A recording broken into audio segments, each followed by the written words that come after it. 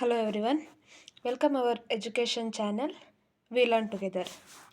ಈ ಒಂದು ವಿಡಿಯೋವನ್ನು ಮಾಡ್ತಾ ಇರುವಂತಹ ಉದ್ದೇಶ ಅಂದರೆ ಈಗ ನೆಕ್ಸ್ಟ್ ಬರ್ತಾ ಇರುವಂತಹ CTET ಏನು ಎಕ್ಸಾಮ್ ಇದೆ ಅದರ ಸ್ಟಡಿಯನ್ನು ನಾವು ಹೇಗೆ ಮಾಡಬಹುದು.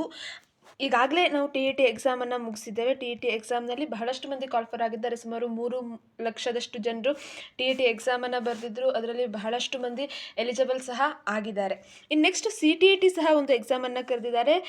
ಅದರಲ್ಲಿ ಹೇಗೆ ನಾವು ಸ್ಟಡಿಯನ್ನು ಮಾಡಬೇಕು, ಅದರ ನಂತರ ಕರೆಯಬಹುದಾದಂತಹ ಅಥವಾ ಕರೆಯಲಿಕ್ಕೆ ಇರುವಂತಹ HSTR ಆಗಿರ್ಬೋದು ಅಥವಾ GPTA ಎಕ್ಸಾಮ್ ಆಗಿರ್ಬೋದು ಅಥವಾ PSTR ಎಕ್ಸಾಮ್ ಆಗಿರ್ಬೋದು, ಅವುಗಳ ಕುರಿತಾಗಿ ಒಂದಿಷ್ಟು ವಿಷಯಗಳನ್ನು ಈ ವಿಡಿಯೋದಲ್ಲಿ ನಾವು ನೋಡ್ತಾ ಹೋಗೋಣ.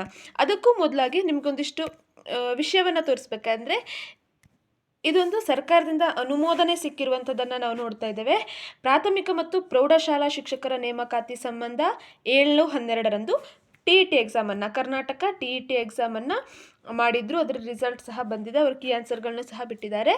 ಮುಂದಿನ ದಿನಗಳಲ್ಲಿ CET ಪರೀಕ್ಷೆಯನ್ನು ನಡೆಸಿ ಕಲ್ಯಾಣ ಕರ್ನಾಟಕದಲ್ಲಿ 5267 ಮತ್ತು ಕಲ್ಯಾಣ ಕರ್ನಾಟಕ ಹೊರತುಪಡಿಸಿ 5000 ಶಿಕ್ಷಕರ ನೇಮಕಾತಿ ಪ್ರಕ್ರಿಯೆಯನ್ನು ಕೈಗೊಳ್ಳಲಾಗುವುದು ಅಂತ ಹೇಳಿ ತಿಳಿಸಿದ್ದಾರೆ. ಇದರಲ್ಲಿ 5200 ಏನು ಅಭ್ಯರ್ಥಿಗಳಿಗಾಗಿ ಏನು ನೇಮಕಾತಿ ಪರೀಕ್ಷೆ ನಡೆಯುತ್ತೆ ಅದಕ್ಕೆ ಆರ್ಥಿಕ ಇಲಾಖೆಯ ಅನುಮೋದನೆ ಸಿಕ್ಕಿದೆ. ಉಳಿದಂತಹ ಒಂದಿಷ್ಟು 5000 HSTR ಪೋಸ್ಟ್ಗಳನ್ನಾಗಿರ್ಬೋದು, GPT ಆಗಿರ್ಬೋದು, ಅದಕ್ಕೆ ಆರ್ಥಿಕ ಇಲಾಖೆಯ ಅನುಮೋದನೆಯನ್ನು ಪಡೆದುಕೊಳ್ಳುವ ಹಂತದಲ್ಲಿ ಸರ್ಕಾರ ಇದೆ. ಆ ಅನುಮೋದನೆ ಸಿಕ್ಕಿದ ನಂತರ ಈ ಒಂದು ನೇಮಕಾತಿ ಪ್ರಕ್ರಿಯೆಗಳು ಪ್ರಾರಂಭ ಆಗುತ್ತೆ. ಇನ್ನು ಇನ್ನು ಸ್ವಲ್ಪ ದಿನಗಳಲ್ಲಿ ಕಲ್ಯಾಣ ಕರ್ನಾಟಕ ಭಾಗದ 5267 ಪೋಸ್ಟ್ಗಳ ನೇಮಕಾತಿ ಆಗುವಂತಹ ಅದಕ್ಕೆ ಅಧಿಸೂಚನೆ ಹೊರಬೀಳುವಂತಹ ಸಾಧ್ಯತೆ ಬಹಳಷ್ಟಿದೆ. ಅದಕ್ಕೂ ಮೊದಲಾಗಿ ನಿಮ್ಗೇನು ಹೇಳಬೇಕು ಅಂದರೆ, ಈಗ ಆಲ್ರೆಡಿ ಕರ್ನಾಟಕ TET ಎಕ್ಸಾಮನ್ನು ಬರೆದಿದ್ದೀರಿ, ಬಹಳಷ್ಟು ಮಂದಿ ಅದರಲ್ಲಿ ಎಲಿಜಿಬಲ್ ಸಹ ಆಗಿದ್ದೀರಿ ಅನ್ನೋದನ್ನು ನಾನು ಅಂದ್ಕೊಂಡಿದ್ದೇನೆ. ಇನ್ನು ನೆಕ್ಸ್ಟ್ CTET ಎಕ್ಸಾಮನ್ನು ಕರಿತಾ ಇದ್ದಾರೆ. ಕರ್ನಾಟಕ TET ಎಕ್ಸಾಮ್ನಲ್ಲಿ ಎಲಿಜಿಬಲ್ ಆದವರು ಅಥವಾ ಆಗದೇ ಇರುವಂಥವರು ಸಹ ಈ CTET ಎಕ್ಸಾಮನ್ನು ಬರೀಲಿಕ್ಕೆ ಒಂದು ಆಪರ್ಚುನಿಟಿ ಇದೆ. 18 ಡಿಸೆಂಬರ್ವರೆಗೆ ನಿಮಗೆ ಅದಕ್ಕೆ ಅಪ್ಲಿಕೇಶನನ್ನು ಹಾಕಲಿಕ್ಕಾಗಿ ಕಾಲಾವಕಾಶವನ್ನು ಮಾಡಿಕೊಟ್ಟಿದ್ದಾರೆ. ಇದರಲ್ಲಿ CTETಗೆ ಮತ್ತು ಕರ್ನಾಟಕ KTETಗೂ ಏನು ಡಿಫ್ರೆನ್ಸ್ ಅಂದರೆ, ಸಬ್ಜೆಕ್ಟ್ ನೀವಿಲ್ಲಿ ಕನ್ನಡದಲ್ಲಿ ನಿಮ್ಮ ಕ್ವಶನ್ ಆನ್ಸರ್ಗಳನ್ನ ನೋಡಿ ಬರಿತೀರಿ. ಅಲ್ಲೇನಾಗುತ್ತೆ, ಅದು ಕನ್ನಡವನ್ನು ಹೊರತುಪಡಿಸಿ ನೀವು ಇಂಗ್ಲೀಷ್ ಹಾಗೂ ಹಿಂದಿ ಭಾಷೆಯಲ್ಲಿ ಕ್ವಶನ್ಗಳು ಇರ್ತವೆ ಅಷ್ಟೇ. ಸಬ್ಜೆಕ್ಟ್ಗಳು ಆಗಿರ್ಬೋದು, ನೀವು ಇಲ್ಲೇನು ಬರಿತೀರಿ ಅವೆಲ್ಲವೂ ಸಹ ಸೇಮ್ ಇದ್ದರೂ ಸಹ ನಿಮಗೆ ಮಾಧ್ಯಮ ಮಾತ್ರ ಇಂಗ್ಲೀಷ್ ಮತ್ತು ಹಿಂದಿ ಮಾಧ್ಯಮಗಳಲ್ಲಿ ನೀವು ಆನ್ಸರ್ಗಳನ್ನು ಬರಿಬೇಕಾಗತ್ತೆ, ಅಷ್ಟೇ ಇರುವಂಥದ್ದು. ಕರ್ನಾಟಕ TET ಎಲಿಜಿಬಲ್ ಆದವರು ಸಹ ನಾನು ಇದನ್ನು ಯಾವುದಕ್ಕಾಗಿ ಬರೀರಿ ಅನ್ನೋದನ್ನು ಹೇಳ್ತಿದ್ದೀನಿ ಅಂದರೆ, ನೆಕ್ಸ್ಟ್ ಕರಿತಾ ಇರುವಂತಹ GPT ಆಗಿರ್ಬೋದು, HSTR ಎಕ್ಸಾಮ್ಗಳಿಗೆ ಒಂದು ನಿಮಗೆ ಬೇಸ್ ಸಿಕ್ಕದ ಹಾಗಾಗುತ್ತೆ. ಸೇಮ್ ಕ್ವಶನ್ಗಳೇ ಸಹ ಅದರಲ್ಲಿರುವಂಥದ್ದು. ಸೈಕಾಲಜಿ ಆಗಿರ್ಬೋದು, ಕನ್ನಡ ಗ್ರಾಮರ್ಗಳಾಗಿರ್ಬೋದು, ಇಂಗ್ಲೀಷ್ಗಳಾಗಿರ್ಬೋದು, ಅಥವಾ ನಿಮ್ಮ ಸಬ್ಜೆಕ್ಟ್ದಾಗಿರ್ಬೋದು, ಸೇಮ್ ಕ್ವಶನ್ಗಳೇ ಇರುವಂಥದ್ದು. ಅಂದರೆ ಸಿಲೆಬಸ್ಗಳು ಸೇಮೇ ಇರ್ತವೆ. ನೀವು TETಲಿ ಎಲಿಜಿಬಲ್ ಆಗಿದ್ದು ಅದರ ಸ್ಕೋರ್ಗಿಂತ ನಿಮ್ಮ CTET ಸ್ಕೋರ್ಗಳು ಹೆಚ್ಚಾಗಿದ್ದರೆ ಅದನ್ನು ಕನ್ಸಿಡರ್ ಮಾಡಲಿಕ್ಕೆ ನಿಮಗೆ ಒಂದು ಅವಕಾಶ ಇದೆ. ಅದರ ಜೊತೆಯಲ್ಲಿ ಎಕ್ಸಾಮನ್ನು ಹೇಗೆ ಅಟೆಂಡ್ ಮಾಡಬೇಕು, ಕಾಂಪಿಟೇಟಿವ್ ಎಕ್ಸಾಮ್ಗಳನ್ನು ಅಟೆಂಡ್ ಮಾಡುವಂತಹ ಮನಸ್ಥಿತಿ ನಿಮಗೆ ಹೆಚ್ಚಾಗ್ತಾ ಹೋಗುತ್ತೆ. ಎಕ್ಸಾಮ್ ಹಾಲ್ನಲ್ಲಿ ಕುಳಿತು ಅದನ್ನು ಕ್ವಶನ್ಗಳನ್ನು ಅನಾಲಿಸಿಸ್ ಮಾಡುವಂಥದ್ದು, ಬಿಡಿಸುವಂಥದ್ದು, MCQ ಕ್ವಶನ್ಗಳು ಇರುವಂಥ ಕಾರಣಕ್ಕಾಗಿ ಅವುಗಳನ್ನ ಹೇಗೆ ನಾವು ಅನಾಲಿಸಿಸ್ ಮಾಡಬೇಕು ಅನ್ನುವಂಥದ್ದನ್ನೆಲ್ಲ ಅರ್ಥ ಮಾಡ್ಕೊಳ್ಳಿಕ್ಕಾಗಿ ಇದೊಂದು ಅಟೆಂಪ್ಟ್ ಆಗುತ್ತೆ ನಿಮಗೆ. ಜೊತೆಯಲ್ಲಿ ಸ್ಟಡಿಯನ್ನು ನೀವು ಕಂಟಿನ್ಯೂ ಆಗಿ ಇಡ್ತಾ ಇದ್ದೀರಿ ಅಂತಂದರೆ, ನಿಮ್ಮ ಓದು ಅಭ್ಯಾಸವನ್ನು ಕಂಟಿನ್ಯೂ ಆಗಿ ಇಡ್ತಾ ಇದ್ದೀರಿ ಅಂದರೆ ಇವೇನು ನಿಮಗೆ ಬಹಳಷ್ಟು ವ್ಯತ್ಯಾಸ ಅಂತ ಹೇಳಿ ಅನಿಸೋದಿಲ್ಲ. ಕರ್ನಾಟಕ TET ಆಗಿರ್ಬೋದು, CTET ಆಗಿರ್ಬೋದು, ಏನೂ ಅಷ್ಟಾಗಿ ವ್ಯತ್ಯಾಸ ಅಂತ ಹೇಳಿ ಅನಿಸೋದಿಲ್ಲ ಭಾಷೆಯನ್ನು ಹೊರತುಪಡಿಸಿ. ಇನ್ನು ನೆಕ್ಸ್ಟ್ ಇದಾದಮೇಲೆ HSTR ಎಕ್ಸಾಮನ್ನು ಕರಿತಾ ಇದ್ದಾರೆ. HSTR ಎಕ್ಸಾಮ್ಗೆ ಯಾವುದೆಲ್ಲ ಓದಬೇಕು ಅನ್ನುವಂಥದ್ದನ್ನು ಇನ್ನು ಮುಂದೆ ನಾವು ಅದನ್ನು ನೋಡ್ತಾ ಹೋಗೋಣ. ಅದಕ್ಕೂ ಮೊದಲು ನಿಮ್ಗೆ ಹೇಳ್ಬೇಕಂದ್ರೆ, ಈ HSTRಗೆ ನಿಮ್ಮ TET ಆಗಿರ್ಬೋದು, CET ಆಗಿರ್ಬೋದು, ಅದನ್ನು ಕನ್ಸಿಡರ್ನ ಸದ್ಯದಲ್ಲಿ ಮಾಡ್ತಾ ಇಲ್ಲ ಅನ್ನುವಂಥದ್ದು. TET ಆಗಿರಲೇಬೇಕು ಅಥವಾ CTET ಆಗಿರಲೇಬೇಕು ಅನ್ನುವಂಥದ್ದನ್ನು HSTRಗೆ ಇನ್ನೂ ಸಹ ಮಾಡಲಿಲ್ಲ, ಕಡ್ಡಾಯ ಅನ್ನುವಂಥದ್ದನ್ನು ಮಾಡಲಿಲ್ಲ. ಈ ವರ್ಷದಲ್ಲಿ ಅದನ್ನು ಕಡ್ಡಾಯ ಮಾಡುವಂತಹ ಚಾನ್ಸಸ್ ಸಹ ಬಹಳ ಕಡಿಮೆ ಇದೆ. ಸೊ ಯಾರೆಲ್ಲ ಇನ್ ಸರ್ವಿಸ್ ಇರುವಂಥವರಾಗಿರಬಹುದು, TET ಆಗದೇ ಇರುವಂಥವರು, ಯಾರೆಲ್ಲ ಡಿಗ್ರಿ ಮತ್ತು MA MSCಗಳನ್ನ ಮುಗಿಸಿದಾರೋ ಅವರೆಲ್ಲರೂ ಸಹ HSTRನ್ನು ಬರೀಲಿಕ್ಕೆ ಕಾಯ್ತಾ ಇದ್ದಾರೆ. ಬಹಳಷ್ಟು ವರ್ಷಗಳಾಯಿತು ಅದನ್ನು ಕರೀದೇ ಇರುವಂತಹ ಕಾರಣ ಅದಕ್ಕೂ ಸಹ ಬಹಳಷ್ಟು ಕಾಂಪಿಟೇಷನ್ ಇರುತ್ತೆ, ಅದಕ್ಕಾಗಿ ಏನೆಲ್ಲ ಸ್ಟಡಿಯನ್ನು ಮಾಡಬೇಕು ಅನ್ನುವಂಥದ್ದನ್ನು ಮುಂದುವರೆದು ನೋಡ್ತಾ ಹೋಗೋಣ. ಅದಕ್ಕೂ ಮೊದಲು ನೀವು ಈ TET ಎಕ್ಸಾಮನ್ನು ಬರೆದಿರುವಂಥವರು ಸಹ, TET ಎಕ್ಸಾಮ್ನಲ್ಲಿ ಎಲಿಜಿಬಲ್ ಆದಂಥವರು ಸಹ CTET ಎಕ್ಸಾಮನ್ನು ಒಮ್ಮೆ ಅದನ್ನ ಕಟ್ಟಿ ನೋಡಿ, ಅದನ್ನು ಬರೆದು ನೋಡಿ. ನಿಮಗೆ ಹೇಗಿರುತ್ತೆ, ಎಕ್ಸಾಮ್ಗಳು ಹೇಗಿರುತ್ತೆ, ಟಫ್ನೆಸ್ ಅಂದರೆ ಅದರ ಕ್ಲಿಷ್ಟತೆಯ ಮಟ್ಟ ಯಾವ ರೀತಿಯಾಗಿರುತ್ತೆ ಅನ್ನುವಂಥದ್ದನ್ನೆಲ್ಲ ಅರ್ಥ ಮಾಡ್ಕೊಳ್ಳಿಕ್ಕೆ ಇದು ನಿಮಗೆ ತುಂಬ ಹೆಲ್ಪ್ಫುಲ್ ಆಗುತ್ತೆ ಅನ್ನುವಂಥದ್ದು. ಈಗಾಗಲೇ ಹೇಳಿದಾಗೆ ಈ CETಯನ್ನು ಮುಂಬರುವ ದಿನಗಳಲ್ಲಿ CETಯನ್ನು ನಡೆಸಿ 5267 ಕಲ್ಯಾಣ ಕರ್ನಾಟಕ ಭಾಗದಲ್ಲಿ HK ಅಥವಾ KK ಭಾಗದಲ್ಲಿ ಅಷ್ಟನ್ನು ಕೊಡ್ತಾರೆ. ಅದರ ಜೊತೆಗೆ ಆರ್ಥಿಕ ಇಲಾಖೆಯ ಅನುಮೋದನೆ ಸಿಕ್ಕಿದ ನಂತರ ಉಳಿದ ಕಡೆಯಲ್ಲಿ 5000 ಶಿಕ್ಷಕರು, ಇದರಲ್ಲಿ HSTR ಸೇರಿಕೊಂಡಿದೆ, GPT ಸೇರಿಕೊಂಡಿದೆ. GPT ಬಹಳ ಕಡಿಮೆ ಅಮೌಂಟ್ನಲ್ಲಿ ಇರುವಂಥದ್ದು, ಬಹಳ ಕಡಿಮೆ ಅಭ್ಯರ್ಥಿಗಳನ್ನು GPTಗೆ ಆಯ್ಕೆಯನ್ನು ಮಾಡಿಕೊಳ್ಳುವಂಥದ್ದು, ಜೊತೆಗೆ PSTR ಅನ್ನು ಆಯ್ಕೆ ಮಾಡಿಕೊಳ್ಳುತ್ತಾರೆ ಅನ್ನುವಂತಹ ಒಂದು ಮಾಹಿತಿ ಇರುವಂಥದ್ದು. ಇದಿಷ್ಟು ಸರ್ಕಾರಿ ಶಿಕ್ಷಕರ ನೇಮಕಾತಿಯ ಕುರಿತು ಈ ಸದ್ಯದ ಅಧಿವೇಶನೆಯ ಪ್ರಶ್ನೋತ್ತರಗಳ ಅವಧಿಯಲ್ಲಿ ಬಂದಂತಹ ಒಂದು ಮಾಹಿತಿ. ಈಗ ನಾವು HSTR ಅನ್ನು ಕಾನ್ಸಂಟ್ರೇಷನ್ ಮಾಡಿ ಅದಕ್ಕೆ ನಾವು ಹೇಗೆ ಸ್ಟಡಿಯನ್ನು ಮಾಡಬಹುದು, ಏನೇನನ್ನು ಮಾಡಬಹುದು ಅನ್ನುವಂಥದ್ದನ್ನು ನೋಡ್ತಾ ಹೋದರೆ, ಫಸ್ಟ್ ಇರುವಂಥದ್ದನ್ನು ನಾವು ನೋಡ್ತಾ ಹೋಗೋಣ. HSTR ಅನ್ನುವಂಥದ್ದು ಹೈಸ್ಕೂಲ್ ಟೀಚರ್ ಎಕ್ವಿಪ್ಮೆಂಟ್ ಒಂದು HSTR ಅನ್ನುವಂಥದ್ದು ಇರುವಂಥದ್ದು. ಸಬ್ಜೆಕ್ಟ್ ವೈಸ್ ಏನೆಲ್ಲವನ್ನು ಓದಬಹುದು ಅನ್ನುವಂಥದ್ದನ್ನು ನಾವು ನೋಡ್ತಾ ಹೋಗೋಣ. ಫಸ್ಟ್ ಇದೆ ಅದರಲ್ಲಿ ಕನ್ನಡ, ನಮ್ಮ ಕನ್ನಡ ಭಾಷೆ ಇರುತ್ತೆ. ಕನ್ನಡದಲ್ಲಿ ಏನೆಲ್ಲ ಬರಬಹುದು, ವ್ಯಾಕರಣ ಅಂಶಗಳಿರುತ್ತೆ. ಕನ್ನಡ ವ್ಯಾಕರಣ ವರ್ಣಮಾಲೆಯಿಂದ ಹಿಡಿದು ಅಲಂಕಾರ, ಛಂದಸ್ಸು ಇವುಗಳವರೆಗೂ ಸಹ ವ್ಯಾಕರಣ ಅಂಶಗಳನ್ನು ನಾವು ಕವರ್ ಮಾಡ್ಕೊಳ್ಬೇಕಾಗತ್ತೆ. ಮೇನ್ ಇರುವಂಥದ್ದೇ ವ್ಯಾಕರಣ. ಅದರಲ್ಲಿ ನೀವು ವ್ಯಾಕರಣದಲ್ಲಿ ನಾಮಪದ, ವಿಭಕ್ತಿ, ಪ್ರತ್ಯಯ, ಕಾಲ, ವರ್ತಮಾನ ಕಾಲ, ಭೂತಕಾಲಗಳಾಗಿರ್ಬೋದು, ಅದರ ಜೊತೆಯಲ್ಲಿ ಬರುವಂತಹ ಷಟ್ಪದಿಗಳು, ಅಲಂಕಾರಗಳು, ಛಂದಸ್ಸು ಇವೆಲ್ಲವೂ ಸಹ ವ್ಯಾಕರಣ ಅಂಶದಲ್ಲಿ ಬರುವಂಥದ್ದು. ಅದಕ್ಕೆ ರಿಲೇಟೆಡ್ ಆಗಿ ಬರುವಂತಹ ಈ ವಿರುದ್ಧ ಪದ ಅನ್ನುವಂಥದ್ದು, ಸಮನಾರ್ಥಕ ಪದ, ನಾನಾರ್ಥಕ ಪದಗಳು ಇವೆಲ್ಲವೂ ಸಹ ಈ ವ್ಯಾಕರಣವನ್ನು ನಾವು ಕವರ್ ಮಾಡಬೇಕಾಗತ್ತೆ. ಇದರ ಜೊತೆಯಲ್ಲಿ ಪ್ರಮುಖ ಕೃತಿಗಳು ಮತ್ತು ಅದರ ಕೃತಿಕಾರರು, ಮೇನ್ ಇರುವಂತಹ ಕೃತಿಗಳು, ಅದನ್ನು ಬರೆದಂಥವ್ರು ಯಾರು, ಅವರ ಅಂಕಿತ ನಾಮಗಳು ಯಾವುದು, ಇವೆಲ್ಲವೂ ಸಹ ಇದರಲ್ಲಿ ಬರುತ್ತೆ. ಬಸವಣ್ಣನವರ ಅಂಕಿತ ನಾಮ ಯಾವುದು, ಇಷ್ಟು ಈಸಿಯಾಗಿ ಅದನ್ನ ಕೇಳ್ತಾರೆ ಅನ್ನೋದಕ್ಕಿಂತ ಈ ರೀತಿಯಾಗಿ ಅವರ ಕೆಲವೊಂದಿಷ್ಟು ವಚನಕಾರರ ಅಂಕಿತ ನಾಮ, ದಾಸರು ಅವರ ಅಂಕಿತ ನಾಮ ಯಾವುದು, ಅವರು ಬರೆದಂತಹ ಪ್ರಮುಖ ಕೃತಿಗಳು ಯಾವುದು, ಈ ವಿದೇಶಿ ಪ್ರವಾಸ ಕಥನಗಳು ಯಾವುದು, ಇವುಗಳನ್ನು ಕವರ್ ಮಾಡ್ಕೊಳ್ಬೇಕಾಗತ್ತೆ. ಒಂದು ಕಡೆ ಅದನ್ನು ನೋಟ್ ಡೌನ್ ಮಾಡಿಟ್ಕೊಂಡು ದಿನಕ್ಕೆ 2-3 ದಿನಗಳಿಗೊಮ್ಮೆ ಅದನ್ನು ನಾವು ನೋಡ್ತಾ ಇದ್ದರೆ ಅವು ನಮಗೆ ಆಟೋಮೆಟಿಕಲಿ ಪ್ರಾಕ್ಟೀಸ್ ಆಗಿ ಇರುವಂಥದ್ದು. ನೆಕ್ಸ್ಟ್ ಇಂಪಾರ್ಟೆಂಟ್ ಆಗಿ ಇರುವಂಥದ್ದು 6ರಿಂದ 10ನೇ ತರಗತಿ ಪ್ರಥಮ ಭಾಷೆ ಕನ್ನಡದ ಎಲ್ಲ ಭಾಷಾಭ್ಯಾಸಗಳು. ಸ್ಪೆಷಲ್ ಆಗಿ ಅವರು ಕೊಡುವಂಥ ಸಿಲೆಬಸ್ನಲ್ಲಿ ಏನು ಕೊಡ್ತಾರೆ ಅಂದರೆ 10ನೇ ತರಗತಿಯ ಕ್ಲಿಷ್ಟತೆಯ ಮಟ್ಟಕ್ಕೆ ಅನುಗುಣವಾಗಿರುವಂತಹ ಕನ್ನಡ ವಿಷಯಗಳನ್ನು ಕನ್ನಡ ಭಾಷೆಯಲ್ಲಿ ಅವರು ಕೇಳ್ತಾರೆ ಅನ್ನುವಂಥದ್ದು. ನಾವು ಸಿಂಪಲ್ ಆಗಿ ಇದನ್ನ ಒಂದಿಷ್ಟು ವಿಷಯವನ್ನು ಕವರ್ ಮಾಡಬೇಕು ಅಂದರೆ 6ರಿಂದ 10ನೇ ತರಗತಿಯ ಪ್ರಥಮ ಭಾಷೆ ಕನ್ನಡದಲ್ಲಿ ಪ್ರತಿ ಪಾಠದ ಕೊನೆಯಲ್ಲೂ ಭಾಷಾಭ್ಯಾಸ, ವ್ಯಾಕರಣ ಅಭ್ಯಾಸ ಅನ್ನುವಂಥ ಹೇಳಿ ಒಂದಿಷ್ಟು ಭಾಗವನ್ನು ಕೊಟ್ಟಿರ್ತಾರೆ. ಆ ಭಾಗಗಳಲ್ಲಿ ಅದರಲ್ಲಿ ವ್ಯಾಕರಣಾಂಶಗಳು ಇರುತ್ತೆ, ಪತ್ರಲೇಖನ, ಪ್ರಬಂಧ ರಚನೆ, ಗಾದೆ ಮಾತುಗಳು, ಒಗಟುಗಳು ಎಲ್ಲವೂ ಇನ್ಕ್ಲೂಡ್ ಆಗಿರುತ್ತೆ. ಅವುಗಳನ್ನು ನಾವು ರೆಫರನ್ನು ಮಾಡಬೇಕಾಗುತ್ತೆ. ಅದೇ ನಮಗಿರುವಂತಹ ರೆಫರೆನ್ಸ್ಗೆ ಇರುವಂತಹ ಮೇನ್ ಸೋರ್ಸ್ ಅನ್ನುವಂಥದ್ದು. ನೆಕ್ಸ್ಟ್ ಪ್ರಮುಖ ಸಾಹಿತ್ಯಗಳು, ಪ್ರಶಸ್ತಿಗಳು ಅಂತವು ಬಂದಿರುವಂಥದ್ದು, ಜ್ಞಾನಪೀಠ ಪ್ರಶಸ್ತಿಗಳಾಗಿರ್ಬೋದು, ಕೇಂದ್ರ ಸಾಹಿತ್ಯ ಅಕಾಡೆಮಿ ಪ್ರಶಸ್ತಿ, ಪ್ರಮುಖವಾಗಿ ಇರುವಂತಹ ಕವಿಗಳ ಆ ಒಂದು ಡೀಟೇಲ್ಗಳನ್ನು ನೋಡ್ಕೊಳ್ಬೇಕಾಗತ್ತೆ. ನೆಕ್ಸ್ಟ್ ಕೃತಿಕಾರರ ಪರಿಚಯ. ಇದು ಏನು ಎಲ್ಲ ಕೃತಿಕಾರರು ಸಾಹಿತ್ಯವನ್ನು, ಕನ್ನಡ ಸಾಹಿತ್ಯ ಪರಿಚಯವನ್ನೇ ಮಾಡ್ಕೊಳ್ಬೇಕು ಅನ್ನುವಂಥದ್ದಲ್ಲ. ಈ 10ನೇ ತರಗತಿ 6ರಿಂದ 10ನೇ ತರಗತಿಯ ಪದ್ಯಗಳು ಅಥವಾ ಪಾಠಗಳನ್ನು ಬರೆದಂತಹ ಕೃತಿಕಾರರು ಏನಿರ್ತಾರೆ, ಆ ಪ್ರತಿ ಪಾಠದ ಕೊನೆಯಲ್ಲೂ ಕವಿಕೃತಿ ಪರಿಚಯ ಅಂತ ಹೇಳಿ ಒಂದಿಷ್ಟು ಡೀಟೇಲ್ಗಳನ್ನು ಅವರದ್ದು ಕೊಟ್ಟಿರ್ತಾರೆ. ಅವುಗಳಲ್ಲಿ ಬಹಳ ಇಂಪಾರ್ಟೆಂಟ್ ಇರುವಂತಹ ಕೃತಿಕಾರರದ್ದು, ಕವಿಗಳದ್ದು ಪರಿಚಯವನ್ನು ನಾವು ತಿಳಿದಿಟ್ಕೊಳ್ಬೇಕಾಗತ್ತೆ. ಜೊತೆಗೆ ಕನ್ನಡ ಬೋಧನಾಶಾಸ್ತ್ರಕ್ಕೆ ಸಂಬಂಧಪಟ್ಟಂತಹ ವಿಷಯಗಳೆಲ್ಲವನ್ನು ನಾವು ತಿಳಿದಿಟ್ಕೊಳ್ಬೇಕಾಗತ್ತೆ. ಇದಿಷ್ಟು ನಾವು ಕನ್ನಡದಲ್ಲಿ ಅಂಕವನ್ನು ಗಳಿಸಲಿಕ್ಕೆ ಇರುವಂತಹ ನಮಗೆ ಇರುವಂತಹ ಮೇನ್ ಸೋರ್ಸ್ಗಳು ಅನ್ನುವಂಥದ್ದು. ಸೋರ್ಸ್ಗೆ ಬುಕ್ಗಳೇನು ಅನ್ನುವಂಥದ್ದು ನೋಡಿದೆ, ಬೋಧನಾಶಾಸ್ತ್ರಕ್ಕಾಗಿ ಪ್ರತ್ಯೇಕ ಪುಸ್ತಕ ಸಿಗ್ಬೋದು. ಉಳಿದಂತಹ ವ್ಯಾಕರಣಗಳೆಲ್ಲದಕ್ಕೂ ಸಹ ನೀವು 6ರಿಂದ 10ನೇ ತರಗತಿಯ ಪುಸ್ತಕವನ್ನು ರೆಫರ್ ಮಾಡುವಂಥದ್ದು ಬೆಟರ್. ಅದರಲ್ಲಿ ಎಷ್ಟರವರೆಗೆ ಅಂದರೆ ಶಬ್ದ ಪದಗಳ ಅರ್ಥ ಅನ್ನೋದನ್ನು ಕೊಟ್ಟಿರ್ತಾರೆ. ಅವು ಸಮಾನಾರ್ಥಕ ಪದಗಳಿಗೆ ಬರ್ಬೋದು, ಅಲ್ಲೇ ಸಹ ತತ್ಸಮ ತದ್ಭವಗಳು ಸಹ ನಮಗೆ ಸಿಗುವಂಥದ್ದು. ಇವೆಲ್ಲವನ್ನ ನೋಟ್ ಮಾಡ್ಕೊಳ್ಬೇಕಾಗತ್ತೆ. ಇದು ಕನ್ನಡದ್ದು. ನೆಕ್ಸ್ಟ್ ಕನ್ನಡ ಆದಮೇಲೆ ಇರುವಂಥದ್ದು ಇಂಗ್ಲೀಷ್ ಭಾಷೆ. ಸೇಮ್ ಇಂಗ್ಲೀಷ್ ಗ್ರಾಮರನ್ನು ಕೇಳ್ತಾರೆ. ಇಂಗ್ಲೀಷ್ ಗ್ರಾಮರ್ನಲ್ಲಿ ನಿಮ್ಮ ಟೆನ್ಸ್ಗಳು ಅಂತ ಆಗಿರಬಹುದು, ಟೆನ್ಸ್ ಅನ್ನುವಂಥದ್ದು, ಆರ್ಟಿಕಲ್ಸ್ ಅನ್ನುವಂಥದ್ದು, ಸೆಂಟೆನ್ಸ್ಗಳನ್ನು ಅರೇಂಜ್ ಮಾಡುವಂಥದ್ದು, ಇವೆಲ್ಲವೂ ಸಹ ಇಂಗ್ಲೀಷ್ ಗ್ರಾಮರ್ಗಳಲ್ಲಿ ಬೇಸಿಕ್ ಇಂಗ್ಲೀಷ್ ಗ್ರಾಮರ್ಗಳನ್ನ ನೋಡ್ಕೊಳ್ಬೇಕಾಗತ್ತೆ. ಅಗೇನ್ ಅದರಲ್ಲಿ ಬರುವಂಥದ್ದು 6ರಿಂದ 10ನೇ ತರಗತಿಯ ಸೆಕೆಂಡ್ ಲ್ಯಾಂಗ್ವೇಜ್ ಇಂಗ್ಲೀಷ್ನ ಬುಕ್ಸ್ನ ಗ್ರಾಮರ್ ಪಾರ್ಟ್ ಏನಿದೆ ಅದನ್ನು ನೀವು ಕವರ್ ಮಾಡ್ಕೊಳ್ಬೇಕಾಗತ್ತೆ. ಇಲ್ಲೂ ಸಹ ಅವರು ಕ್ಲಿಷ್ಟತೆಯ ಮಟ್ಟ ಅಂತ ಕೊಡುವಂಥದ್ದು 10ನೇ ತರಗತಿಯ ಫಸ್ಟ್ ಲ್ಯಾಂಗ್ವೇಜ್ ಇಂಗ್ಲೀಷ್ ಬುಕ್ ಏನಿದೆ ಅದರಲ್ಲಿ ಎಷ್ಟು ಕ್ಲಿಷ್ಟತೆಯ ಮಟ್ಟದ ಪ್ರಶ್ನೆಗಳನ್ನು ತೆಗಿಲಿಕ್ಕೆ ಸಾಧ್ಯ ಇದೆಯೋ ಆ ಕ್ಲಿಷ್ಟತೆಯ ಮಟ್ಟಕ್ಕೆ ಅನುಗುಣವಾಗಿ ಪ್ರಶ್ನೆಗಳನ್ನು ಕೇಳ್ತಾರೆ ಅನ್ನುವಂಥದ್ದನ್ನು ತಿಳಿಸಲಾಗುತ್ತೆ.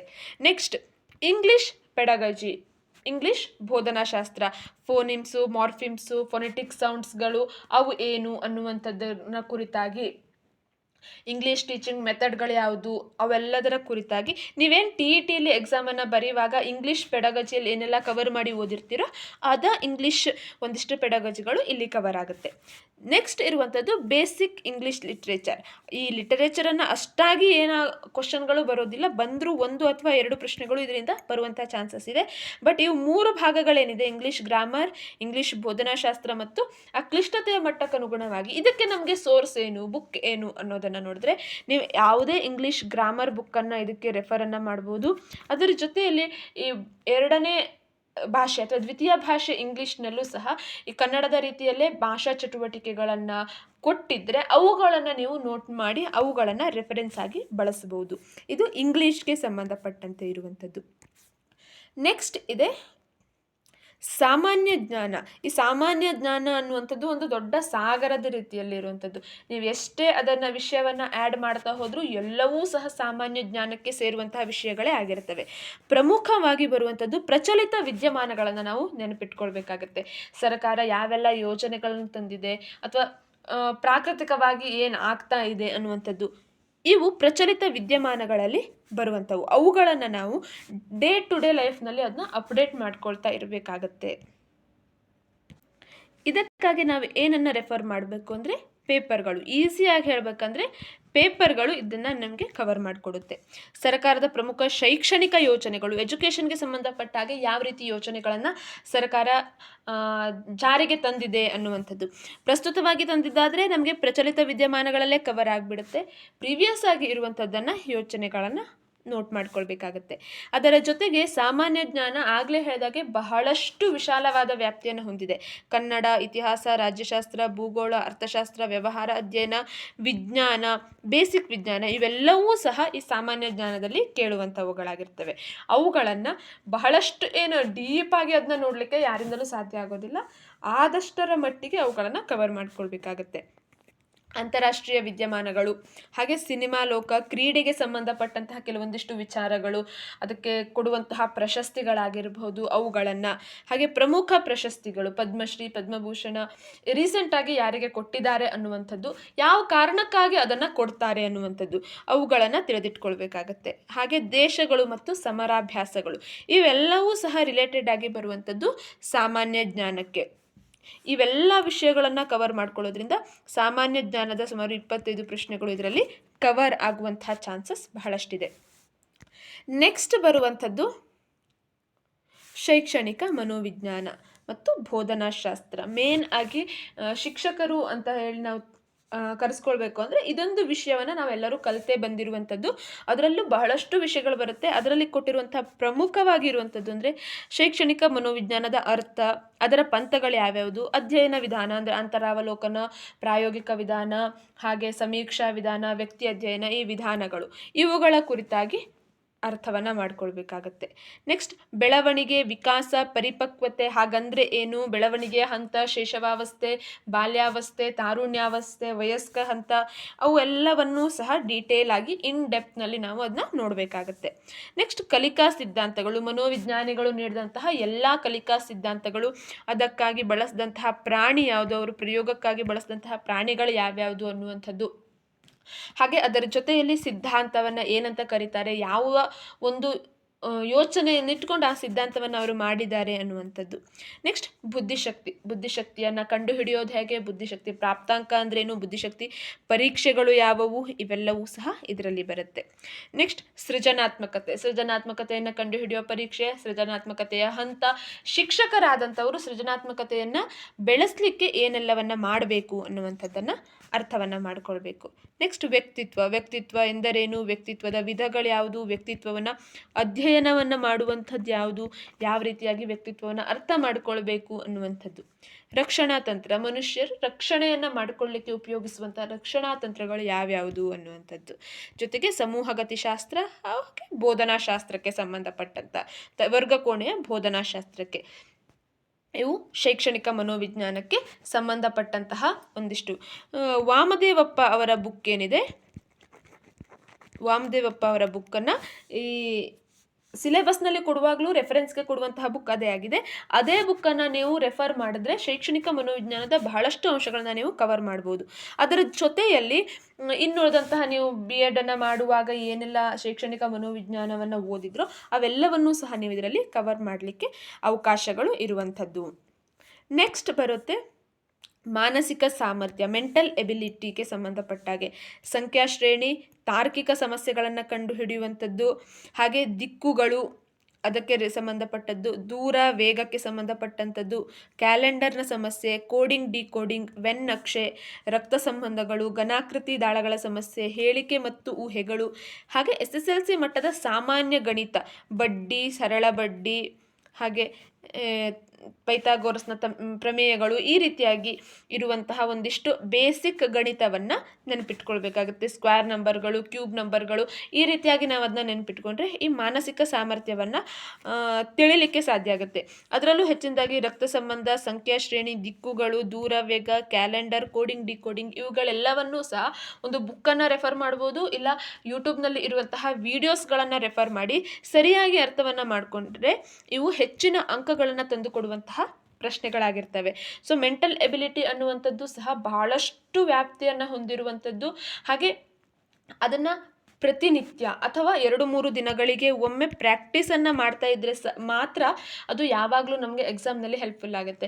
ಯಾವಾಗಲೂ ಒಮ್ಮೆ ಅಥವಾ ಎಕ್ಸಾಮ್ ಕರೆದ ನಂತರ ನಾವು ಅದನ್ನು ಪ್ರಾಕ್ಟೀಸನ್ನು ಮಾಡ್ತೇವೆ ಅಂದರೆ ಆ ಒಂದಿಷ್ಟು ಹಿಂಟ್ಗಳಾಗಿರಬಹುದು, ಶಾರ್ಟ್ಕಟ್ ಕೀಸ್ಗಳಾಗಿರ್ಬೋದು, ಅವುಗಳನ್ನು ಅರ್ಥ ಮಾಡ್ಕೊಳ್ಳಿಕ್ಕೆ ಸಾಧ್ಯ ಆಗೋದಿಲ್ಲ. ಸೊ ಇವುಗಳನ್ನು ಪ್ರತಿನಿತ್ಯ ಪ್ರಾಕ್ಟೀಸನ್ನು ಮಾಡುವಂಥದ್ದು ಉತ್ತಮ. ನೆಕ್ಸ್ಟ್ ಇರುವಂಥದ್ದು ಕಂಪ್ಯೂಟರ್ ಸಾಕ್ಷರತೆ. ಕಂಪ್ಯೂಟರ್ನ ಬಗ್ಗೆ ICT, information and communication technology ಅಂತ ಕರಿತೇವೆ. ಈಗಿನ ಪ್ರಸ್ತುತ ದಿನಮಾನಗಳಲ್ಲಿ ಇದು ಬಹಳ ಇಂಪಾರ್ಟೆಂಟ್ ಆಗಿರುವಂಥದ್ದು. ಸೊ ಇದನ್ನು ಶಿಕ್ಷಕರಾದ ನಂತರ ಕಲಿಯೋದಕ್ಕಿಂತ ಪೂರ್ವದಲ್ಲೇ ಇರುವಂಥದ್ದು ಉತ್ತಮ ಅನ್ನೋ ಕಾರಣಕ್ಕಾಗಿ ಒಂದಿಷ್ಟು ಕ್ವಶನ್ಗಳನ್ನು, ಅದಕ್ಕೆ ರಿಲೇಟೆಡ್ ಆದ ಕ್ವಶನ್ಗಳನ್ನು ಸಹ ಕೇಳ್ತಾರೆ. ಏನೇನು ಕೇಳ್ತಾರೆ? ಕಂಪ್ಯೂಟರ್ ಬೇಸಿಕ್ ನಾಲೆಜ್ಗಳು, ವರ್ಡ್ ಆಗಿರಬಹುದು, ಎಕ್ಸೆಲ್ ಆಗಿರ್ಬೋದು, ಪವರ್ ಪಾಯಿಂಟ್ ಆಗಿರ್ಬೋದು, ಅದಕ್ಕೆ ರಿಲೇಟೆಡ್ ಆಗಿ ಇರುವಂತಹ ಒಂದಿಷ್ಟು ಬೇಸಿಕ್ಗಳು, ಇನ್ಪುಟ್ ಸಾಧನ ಯಾವುದು, ಔಟ್ಪುಟ್ ಸಾಧನ ಯಾವುದು, ಇಮೇಲ್ಗಳನ್ನು ಹೇಗೆ ರೆಡಿ ಮಾಡಬೇಕು, ಇಮೇಲ್ನ ಎಕ್ಸ್ಟೆನ್ಷನ್ ಏನು, ಅಥವಾ ವರ್ಡ್ನ ಎಕ್ಸ್ಟೆನ್ಷನ್ಗಳು ಯಾವುದು, ಈ ರೀತಿಯಾದಂತಹ ಬೇಸಿಕ್ ನಾಲೆಜ್ಗಳನ್ನು ಕೇಳ್ತಾರೆ. ಆಮೇಲೆ ಅದೇ MS word, MS excel, power ಪಾಯಿಂಟ್ಗೆ ರಿಲೇಟೆಡ್ ಆಗಿ ಒಂದಿಷ್ಟು ಪ್ರಶ್ನೆಗಳನ್ನು ಕೇಳ್ತಾರೆ. ಹಾಗೆ ಇಂಟರ್ನೆಟ್ಗೆ ಸಂಬಂಧಪಟ್ಟಾಗೆ OS ಅಂದರೆ ಏನು, ಆಪರೇಟಿಂಗ್ ಸಿಸ್ಟಮ್ಸ್ ಅಂದರೆ ಏನು, ಹಾಗೆ ಅವು ಹೇಗೆ, ಅವರ ಫಂಕ್ಷನ್ಗಳೇನು, ಹೇಗೆ ವರ್ಕನ್ನು ಮಾಡುತ್ತವೆ ಅನ್ನುವಂಥದ್ದು. ಈ ಮೊಬೈಲ್ನ ಯುಗದಲ್ಲಿ ಇವೆಲ್ಲವೂ ಸಹ ಕಂಪ್ಯೂಟರ್ಗೆ ಸಂಬಂಧಪಟ್ಟಂಥ ಇನ್ಫಾರ್ಮೇಷನ್ಗಳನ್ನು ತಿಳಿದುಕೊಂಡಿರುವಂಥದ್ದು ಬಹಳ ಇಂಪಾರ್ಟೆಂಟ್ ಆಗುತ್ತೆ. ಅದರಲ್ಲೂ ಸಹ ಇದನ್ನು ಇನ್ಡೆಪ್ತ್ ಆಗಿ ಬಹಳಷ್ಟು ಕಂಪ್ಯೂಟರ್ ಬುಕ್ಗಳನ್ನು ತಂದು ಓದೋದಕ್ಕಿಂತಲೂ ಯಾವುದಾದ್ರೂ ವಿಡಿಯೋವನ್ನು ನೋಡುವುದರಿಂದಲೋ ಅಥವಾ ಬೇಸಿಕ್ ಆಗಿ ನೀವು ಕಂಪ್ಯೂಟರ್ನ ಕಲ್ತಿದ್ದೀರಿ ಅನ್ನೋದಾದರೆ, ಕಂಪ್ಯೂಟರ್ನ ನಾಲೆಜ್ ಒಂದು ಸ್ವಲ್ಪ ಮಟ್ಟಿಗೆ ಇದೆ ಅಂತ ಆದರೆ, ಅಥವಾ ನಿಮ್ಮಲ್ಲೇ ಕಂಪ್ಯೂಟರ್ಗಳು ಇದ್ದಾವೆ ಅನ್ನೋದಾದರೆ ಅವುಗಳಲ್ಲಿ ವರ್ಕನ್ನು ಮಾಡಿ ಅರ್ಥವನ್ನು ಮಾಡಿಕೊಂಡ್ರೆ ಈ ಕಂಪ್ಯೂಟರ್ ನಾಲೆಜ್ ಈಸಿಯಾಗಿ ನಿಮಗೆ ಸಿಗುತ್ತೆ. ನೆಕ್ಸ್ಟ್ ಇರುವಂಥದ್ದು ಸಮಾಜ ವಿಜ್ಞಾನ ಅಥವಾ ಗಣಿತ, ನಿಮ್ಮ ಮೇನ್ ವಿಷಯಕ್ಕೆ ಸಂಬಂಧಪಟ್ಟಂಥದ್ದು. ಇಷ್ಟರವರೆಗೂ ಹೇಳಿದ್ದು ಪೇಪರ್ 1ಗೆ ಸಂಬಂಧಪಟ್ಟಂತಹ ವಿಷಯಗಳಾಗಿರ್ತವೆ. ಇನ್ನು ನೆಕ್ಸ್ಟ್ ಬರುವಂಥದ್ದು ನಿಮ್ಮ ಪರ್ಟಿಕ್ಯುಲರ್, ನೀವು ಯಾವ ಒಂದು ವಿಷಯದಲ್ಲಿ ಅಪಾಯಿಂಟ್ಮೆಂಟ್ ಆಗಲಿಕ್ಕಾಗಿ ಇರ್ತೀರೋ ಆ ವಿಷಯಕ್ಕೆ. ಇಲ್ಲಿ ಗಣಿತ ಮತ್ತು ವಿಜ್ಞಾನ ಅಂತ ನಾನು ಕೊಟ್ಟಿರುವಂಥದ್ದು, ನೀವು ಹಿಂದಿ ಆದರೆ ಇಂಗ್ಲೀಷ್, ಕನ್ನಡ, ಯಾವ ಒಂದು ಭಾಷೆಯಲ್ಲಿ ನೀವು ಭಾಷಾ ವಿಷಯ ಆಗಿರಬಹುದು ಅಥವಾ ನಿಮ್ಮ ಕೋರ್ ಸಬ್ಜೆಕ್ಟ್ಗಳಾಗಿರಬಹುದು. ಯಾವುದರಲ್ಲಿ ನೇಮಕಾತಿ ಪರೀಕ್ಷೆಯನ್ನು ಬರಿತೀರೋ ಅದಕ್ಕೆ ಸಂಬಂಧಪಟ್ಟಂತೆ 6ರಿಂದ 12ನೇ ತರಗತಿಯವರೆಗಿನ ಪುಸ್ತಕಗಳನ್ನು ಇದನ್ನು ಸಂಪೂರ್ಣವಾಗಿ ನೀವು ಅರ್ಥವನ್ನು ಮಾಡ್ಕೊಂಡಿರಬೇಕಾಗತ್ತೆ. ಎಕ್ಸಾಂಪಲ್ ಆಗಿ ನಾನೀಗ ಸಮಾಜ ವಿಜ್ಞಾನ ವಿಷಯದ ಹೇಳ್ತಾ ಇದ್ದೀನಿ ಅಂದರೆ 6, 7, 8, 9, 10ರ ಸಮಾಜ ವಿಜ್ಞಾನ ಸಂಪೂರ್ಣವಾಗಿ ತಿಳಿದಿರಬೇಕು.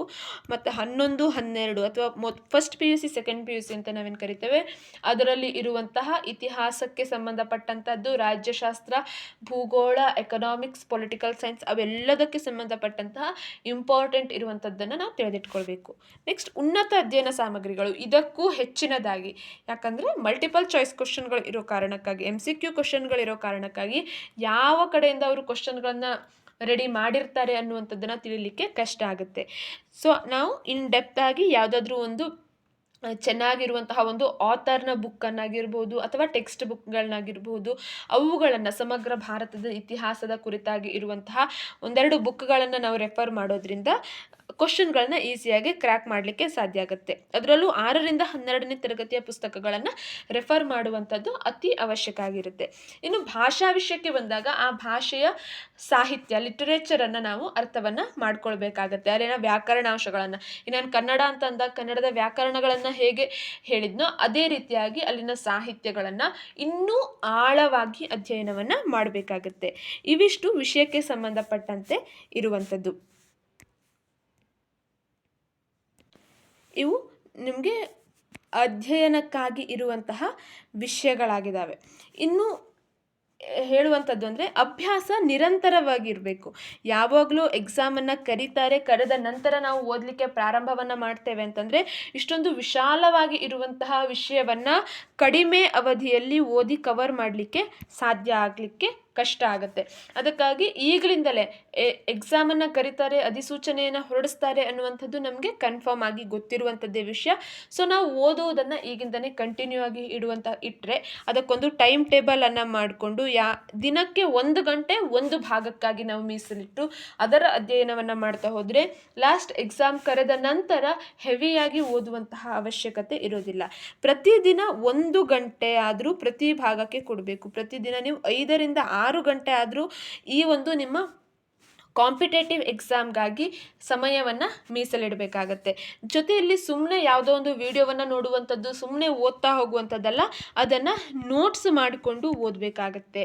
ಅದನ್ನು ಇನ್ನೊಮ್ಮೆ ನೀವು ಓದಬೇಕು ಅಂದಾಗ ನಿಮ್ಮ ಕೈಯಲ್ಲಿ ಆ ನೋಟ್ಸ್ ಇದ್ದರೆ ಇನ್ನೂ ಓದಲಿಕ್ಕೆ ಅದು ಹೆಚ್ಚು ಎಫೆಕ್ಟಿವ್ ಆಗಿರುತ್ತೆ.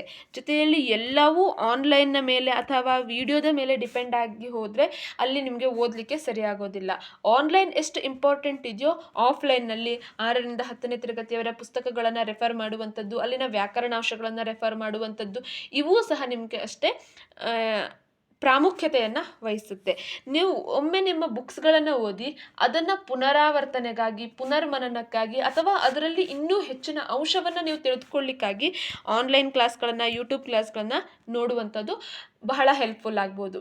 ಆದರೆ ಕೇವಲ ಯಾವುದೋ ಒಂದರ ಮೇಲೆ ನೀವು ಡಿಪೆಂಡ್ ಆಗ್ತೀರಿ ಅಂದರೆ ನಿಮಗೆ ಆ ವಿಷಯವನ್ನು ಕವರ್ ಮಾಡುವಂಥದ್ದು ಒಂದು ಸ್ವಲ್ಪ ಕಷ್ಟ ಆಗುವಂತಹ ಚಾನ್ಸಸ್ ಇದೆ. ಸೊ ಈಗಲಿಂದಲೇ ನಿಮ್ಮ ಸ್ಟಡಿಯನ್ನು ನೀವು ಕಂಟಿನ್ಯೂ ಆಗಿ ಇಡೋದ್ರಿಂದ ಅಥವಾ ಈಗಲಿಂದಲೇ ನಿಮ್ಮ ಸ್ಟಡಿಯನ್ನು ಪ್ರಾರಂಭವನ್ನು ಮಾಡೋದ್ರಿಂದ ಎಕ್ಸಾಮನ್ನು ಕರೆದಾಗ ನಿಮಗೆ ಹೆವಿ ಅಂತ ಅದು ಅನಿಸೋದಿಲ್ಲ. ಬಹಳಷ್ಟು ಎಷ್ಟೋ ವಿಷಯಗಳನ್ನು ನೀವು ಅದರಲ್ಲಿ ಕವರ್ ಮಾಡಿರ್ತೀರಿ. ಎಷ್ಟೋ ವಿಷಯಗಳನ್ನು ಆಲ್ರೆಡಿ ನೀವು ಓದಿರುವಂತಹ ಕಾರಣಕ್ಕಾಗಿ ರಿಮೈನಿಂಗ್ ಇರುವಂತಹ ವಿಷಯಗಳನ್ನು ಆ ಅವಧಿಯಲ್ಲಿ ನಿಮಗೆ ಓದಲಿಕ್ಕೆ ಅವಕಾಶ ಆಗುತ್ತೆ. ಇನ್ನು ಮುಂಬರುವ ದಿನಗಳಲ್ಲಿ ನಾವು ನಮ್ಮ ಚಾನಲ್ನಲ್ಲೂ ಸಹ ಈ HSTRಗೆ ಸಂಬಂಧಪಟ್ಟಂತಹ ವೀಡಿಯೋಸ್ಗಳನ್ನು ನಾವು ಅಪ್ಲೋಡನ್ನು ಮಾಡ್ತೇವೆ. ಈಗ ಆಲ್ರೆಡಿ ನಾವು ಸಮಾಜ ವಿಜ್ಞಾನದ TETಗಾಗಿ ಏನೆಲ್ಲ ವೀಡಿಯೋಗಳನ್ನ ಮಾಡಿದ್ವೋ ಆ MCQ ಕ್ವಶನ್ಗಳು, ಆ ವೀಡಿಯೋಸ್ಗಳು ನಿಮಗೆ HSTRಗೂ ಸಹ ಹೆಲ್ಪ್ಫುಲ್ ಆಗುವಂಥ ವೀಡಿಯೋಸ್ಗಳಾಗಿದ್ದಾವೆ. ಅದರ ಜೊತೆಯಲ್ಲಿ ಪ್ರೀವಿಯಸ್ ಆಗಿ ಇರುವಂತಹ HSTR ಕ್ವಶನ್ ಪೇಪರ್ಗಳನ್ನು, ಹಿಂದಿನ HSTR ಕ್ವಶನ್ ಪೇಪರ್ಗಳನ್ನು ಸಹ ನಾವು ಅನಾಲಿಸಿಸ್ ಮಾಡಿದ್ದೇವೆ, ಅದನ್ನು ಸಹ ಬಿಡಿಸಿದ್ದೇವೆ. ಅದು ಸಹ ನಮ್ಮ ಚಾನಲ್ನಲ್ಲಿ ಇದೆ, ಪ್ಲೇಲಿಸ್ಟ್ನಲ್ಲಿದೆ. ಅವುಗಳನ್ನು ಸಹ ನೀವು ಒಮ್ಮೆ ರೆಫರ್ ಮಾಡ್ಬೋದು, ಅವುಗಳನ್ನು ಸಹ ನೋಡ್ಬೋದು. ಅದರ ಜೊತೆಗೆ ಸೋಷಿಯಲ್ MCQಗಳನ್ನು ಏನು ನಾವು ಅಪ್ಲೋಡ್ ಮಾಡಿದ್ದೇವೆ ಅವು ಸೋಷಿಯಲ್ ವಿಷಯಕ್ಕೆ ಸಂಬಂಧಪಟ್ಟ ಹಾಗೆ ಆಗುತ್ತೆ.